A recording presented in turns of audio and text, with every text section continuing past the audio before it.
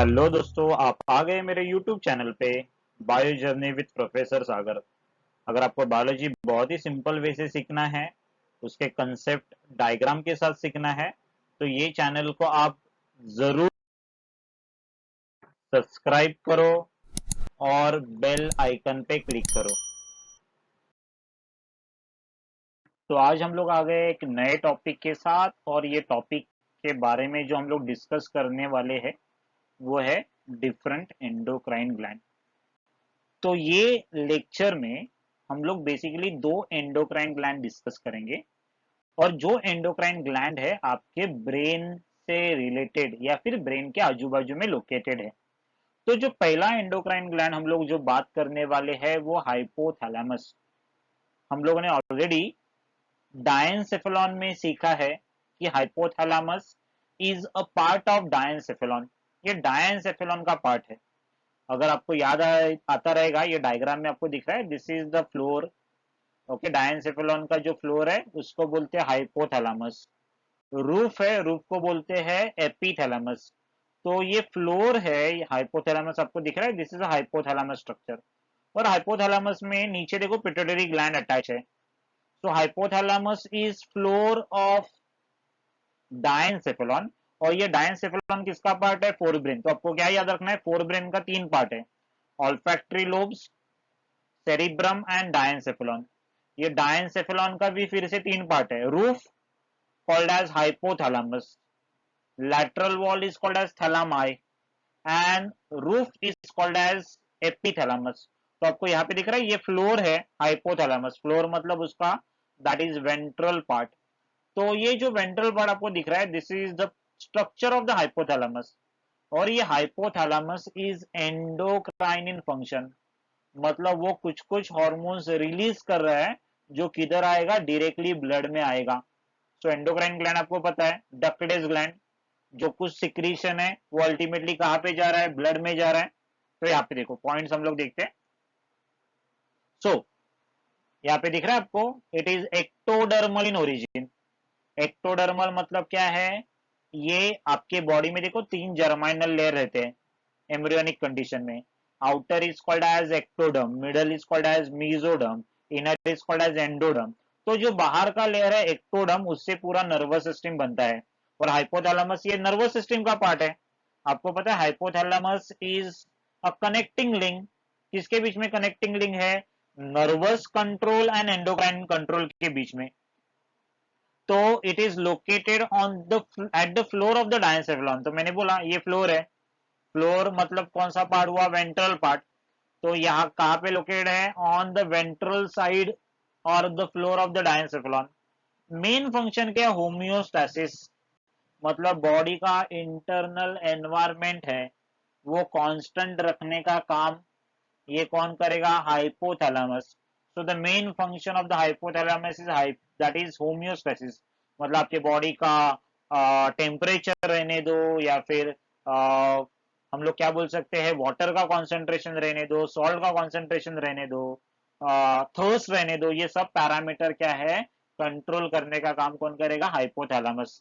तो hypothalamus is basically maintain the internal environment constant.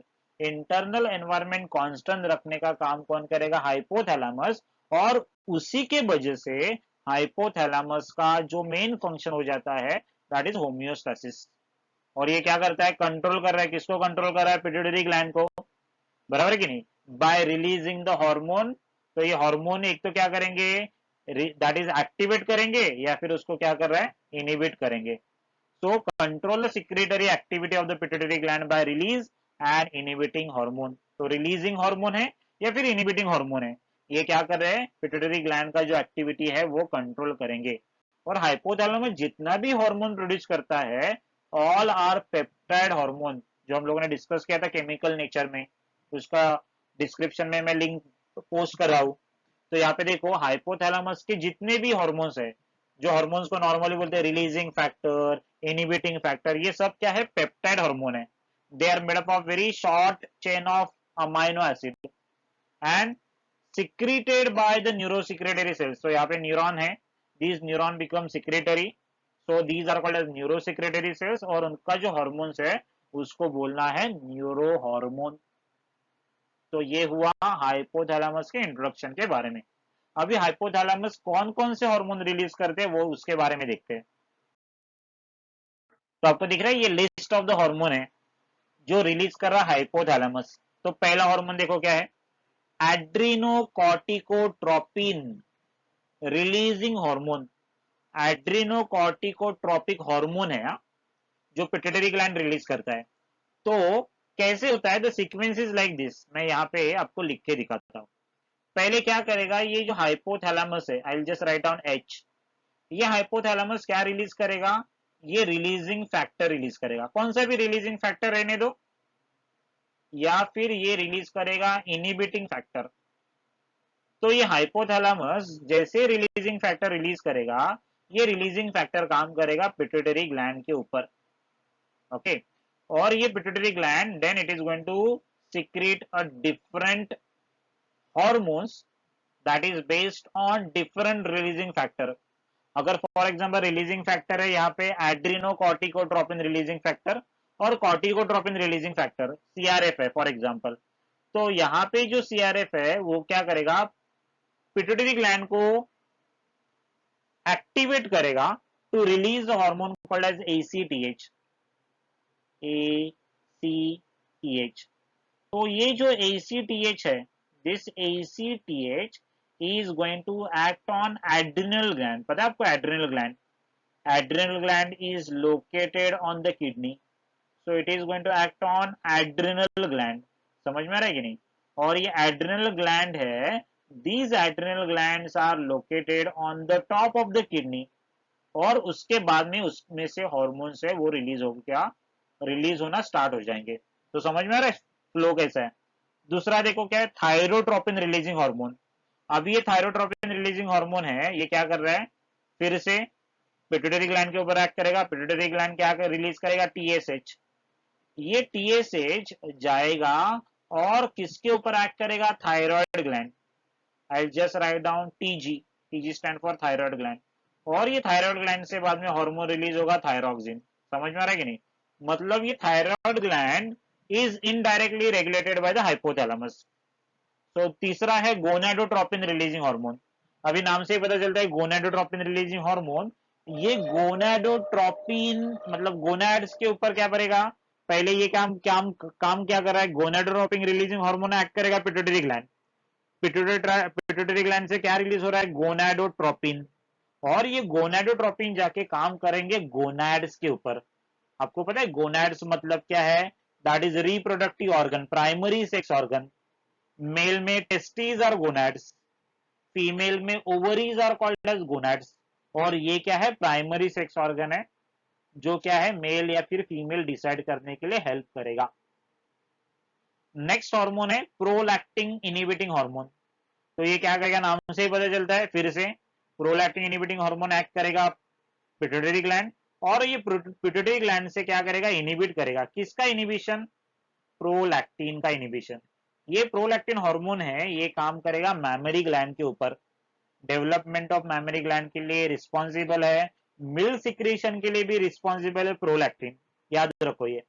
उसके बाद में सोमैटोस्टैटिन, स्टैटिन मतलब इनहिबिट करेगा, ट्रोपिन मतलब स्टिमुलेट करेगा। So somatostatin is going to inhibit the release of the growth hormone. तो उसको हम लोग ऐसे भी बोल सकते हैं, ग्रोथ हार्मोन इनहिबिटिंग फैक्टर। समझ में आ रहा है कि नहीं। तो ये क्या करेगा, ग्रोथ हार्मोन का सिक्रेशन स्टॉप करेगा। This is called as growth hormone stimulating factor और रिलीजिंग फैक्टर। तो ये क्या करेगा, पिट्यूटरी ग्लैंड के ऊपर एक्ट करेगा और क्या करेगा, पिट्यूटरी ग्लैंड को बोलेगा रिलीज करने के लिए ग्रोथ हार्मोन। तो उसके बाद में गैस्ट्रिन रिलीजिंग पेप्टाइड, नाम से पता चलता है गैस्ट्रिन मतलब स्टमक के ऊपर एक्ट करेगा, तो उसकी वजह से गैस्ट्रिक ग्लैंड्स आर स्टिमुलेटेड, तो गैस्ट्रिक सिक्रेशन होगा। उसके बाद में जब भी आपका स्टमक एम्प्टी होगा तो सिक्रेशन स्टॉप होना चाहिए, तो क्या रिलीज होता है, गैस्ट्रिक इनहिबिटरी ऑफ पॉलीपेप्टाइड, जो क्या इनहिबिट कर रहा है, गैस्ट्रिक सिक्रेशन। तो ऐसे बहुत सारा रिलीजिंग हार्मोन और रिलीजिंग फैक्टर और इनहिबिटिंग हार्मोन और इनहिबिटिंग फैक्टर रिलीज करेगा हाइपोथैलेमस। तो आपको क्या याद रखना है, जितने भी हॉर्मोन्स है हाइपोथैलेमस के, ऑल आर पेप्टाइड हार्मोन। तो ये पहला एंडोक्राइन ग्लैंड हुआ जो रिलेटेड है और जो क्लोज कांटेक्ट में है ब्रेन के। There is one more gland, नाम है पीनियल ग्लैंड। फिर से आपको याद आ रहा है डायनसेफेलॉन। डायनसेफेलॉन का जो रूफ है, roof is called as epithalamus. तो एपीथैलेमस का जो पार्ट है that become endocrine. Epithalamus has upward projection, उसके पास ऊपर की तरफ एक प्रोजेक्शन है, दिख रहा है आपको ये ब्लू कलर का, ये प्रोजेक्शन यहाँ पे प्रोमिनेंट दिख रहा है। Can you see this projection is called as pineal gland. ये पीनियल ग्लैंड है, दिख रहा है ये पीनियल ग्लैंड, और ये पीनियल ग्लैंड हार्मोन रिलीज कर रहा है मेलाटोनिन। तो देखो क्या क्या पॉइंट्स है। डायनसेफेलॉन का रूप है एपीथैलेमस, उसमें से ये प्रोजेक्शन दिखेगा, ये प्रोजेक्शन को बोलते हैं पीनियल बॉडी या फिर पीनियल ग्लैंड। किधर लोकेटेड है? दो सेरिब्रल हेमिस्फीयर के बीच में। Okay.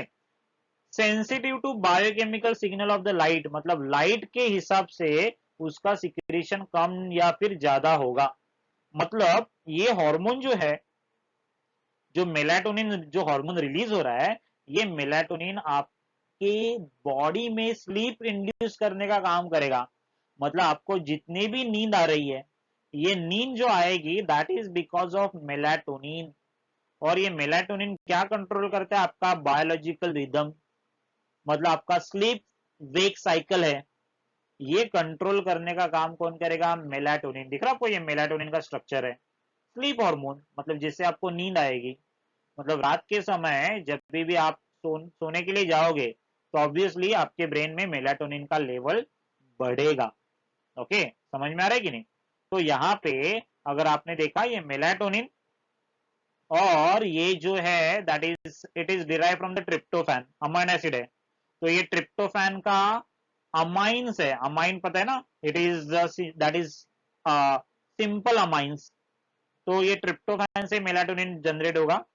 Very important role in regulation of the biological clock, या फिर उसको बोलते हैं बायोलॉजिकल रिदम, और it is also called as circadian rhythm या फिर सर्काडियम रिदम।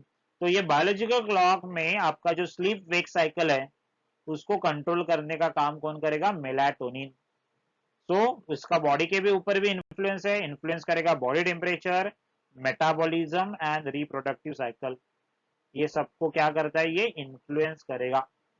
तो ये हुआ सेकेंड ग्लैंड जो एसोसिएटेड है आपके ब्रेन से। तो ब्रेन से दो ग्लैंड है वो वेरी मच एसोसिएटेड। पहला हम लोगों ने क्या सीखा? हाइपोथैलेमस। दूसरा हाइपोथैलेमस के अलावा क्या है? पीनियल बॉडी, जो एपीथैलेमस का अपवर्ड प्रोजेक्शन है। ओके। तो ऐसे ही इंटरेस्टिंग लेक्चर सुनने के लिए जो डायग्राम बेस है, जिससे आपको समझेगा किधर लोकेशन है, कैसे काम करता है, तो ये चैनल को आप जरूर सब्सक्राइब करो, बेल आइकन पे क्लिक करो। तो मिलेंगे हम लोग नेक्स्ट लेक्चर में नए टॉपिक के साथ। Till then, bye bye.